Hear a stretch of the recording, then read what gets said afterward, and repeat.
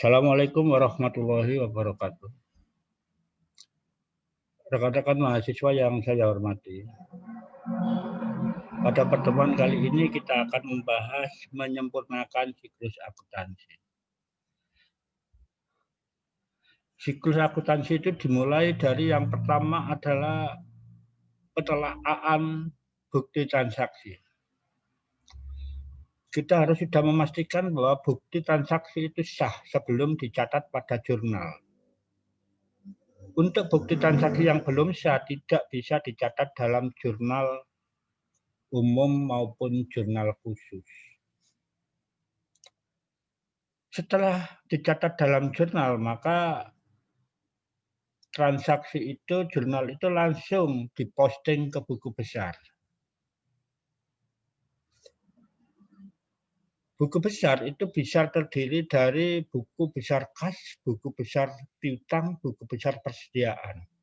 Oleh sebab itu juga diistilahkan jurnal ke buku besar itu dinamakan pengiktisiaran. Setelah dari buku besar, saldo akhir buku besar itu dimasukkan dalam neraca saldo. Neraca saldo ini akan dikoreksi dengan jurnal penyesuaian. Misalnya neraca saldo bulan Desember itu merupakan neraca saldo awal dari bulan November. Karena pada bulan Desember ada beberapa transaksi, baik itu transaksi real maupun transaksi kejadian, maka dilakukanlah jurnal penyesuaian. Setelah itu, neraca saldo setelah disesuaikan akan menjadi neraca saldo setelah disesuaikan. Dari neraca saldo setelah disesuaikan inilah kita akan nampak dan bisa membuat laporan keuangan yang terdiri dari neraca, laporan laba rugi, laporan arus kas, dan seterusnya. Pada akhir tahun dilakukan penutupan. Penutupan untuk apa? Penutupan untuk akun nominal maupun akun real. Penutupan ini dipersiapkan untuk melakukan pencatatan pada tahun berikutnya. Rekan-rekan mahasiswa yang saya hormati, misalnya ada transaksi bulan Desember. Pada tanggal 1 CV Cemerlang membayar premi asuransi sebesar 2.400 untuk 2 tahun. Jadi untuk 1 tahun itu besarnya premi asuransi 1.200. Setelah tahu biaya asuransi itu besarnya 1.200 untuk 1 tahun, maka kita bagi 12 sehingga hasilnya adalah 100. 100 ini akan kita jurnal dengan beban asuransi atau biaya asuransi sebesar 100 di debit, sedangkan kreditnya adalah asuransi dibayar di muka. Nah, penjurnalan yang 100 inilah yang dinamakan kejadian, bukan dari transaksi. Yang dari transaksi adalah 2.400. Jadi sebuah kejadian atau transaksi itu bisa di jurnal. Bukan hanya bentuk transaksinya, tapi kejadiannya juga harus di jurnal. Setelah semuanya di jurnal, misalnya pada tanggal 1 Cemerlang membayar sewa, itu maka jurnalnya adalah beban sewa, kreditnya kas. Tanggal 1 Desember menerima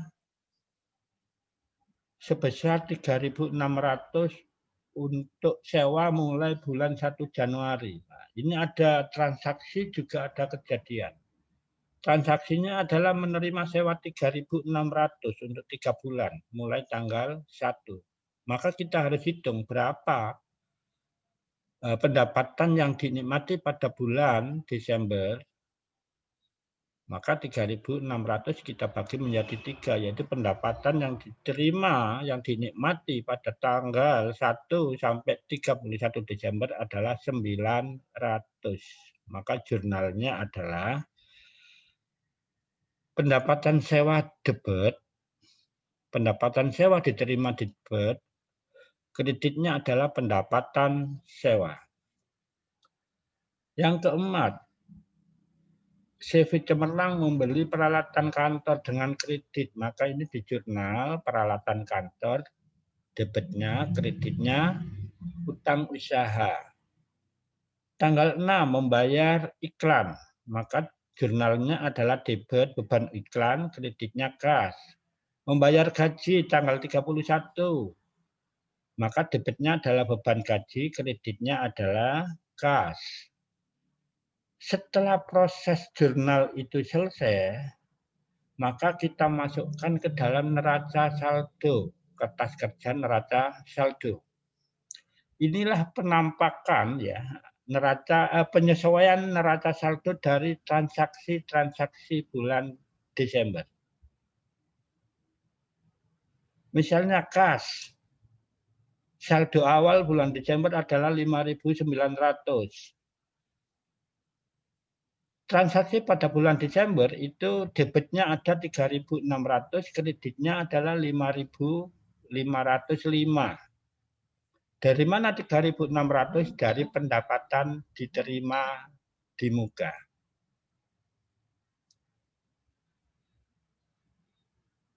Ditambah dengan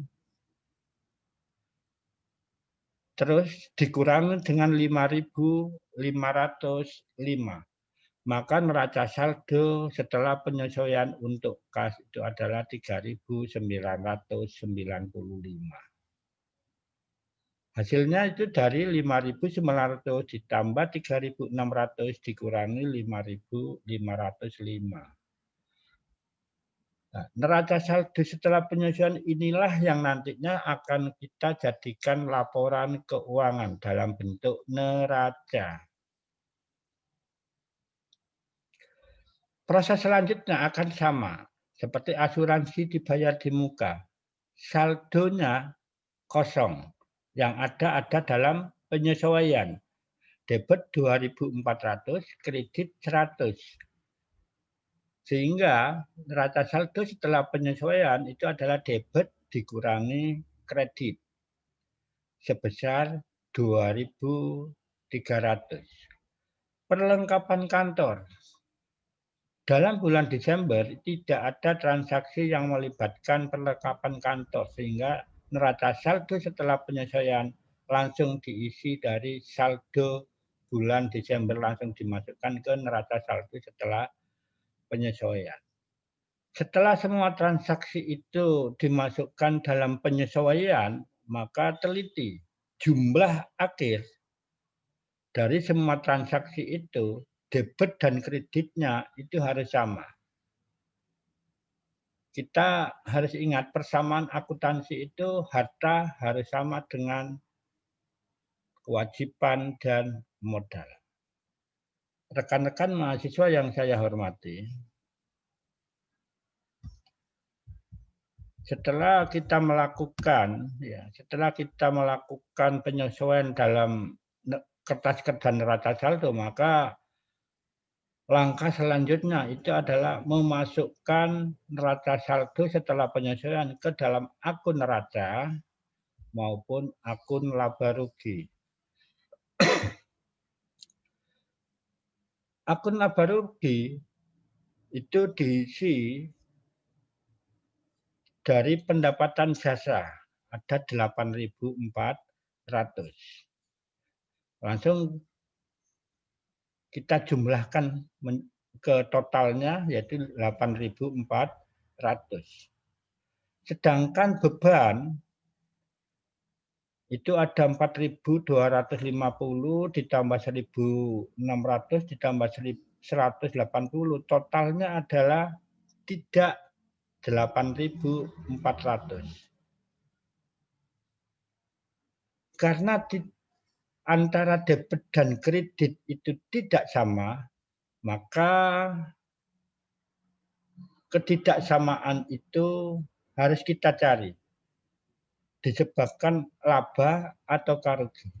Jika disebabkan oleh laba, maka diisikan pada kolom debit. Apabila ketidaksamaan itu diakibatkan oleh rugi, maka jumlah ketidaksamaan itu akan dicatat dalam kolom kredit. Nah, kalau dalam hal ini dicatat dalam kolom debit, maka CV Cemerlang pada bulan Desember, akhir Desember memperoleh laba 745. Sehingga ketika semua ditambahkan itu menjadi 8.400.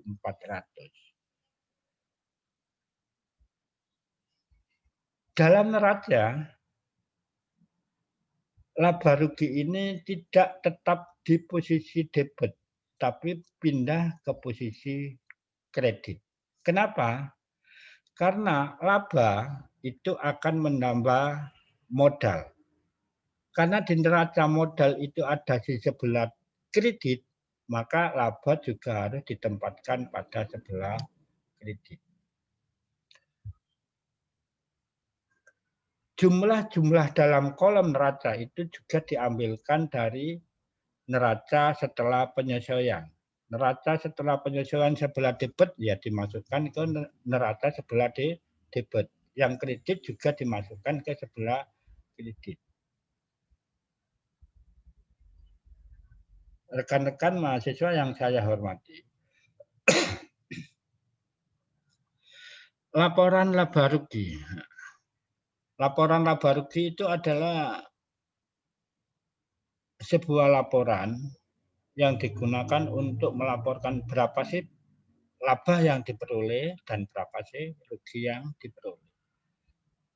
Ini merupakan ringkasan dari kertas kerja neraca saldo tadi. Seperti kita ketahui bahwa pendapatan jasa 8.400 dan biayanya sejumlah ini, maka untuk penyesuaian, untuk menyamakan jumlah debit dan kredit, maka kita masukkan akun yang dinamakan laba rugi pada sebelah debit. Demikian ya mahasiswa yang saya hormati. Semoga bermanfaat. Saya akhiri. Wassalamualaikum warahmatullahi wabarakatuh.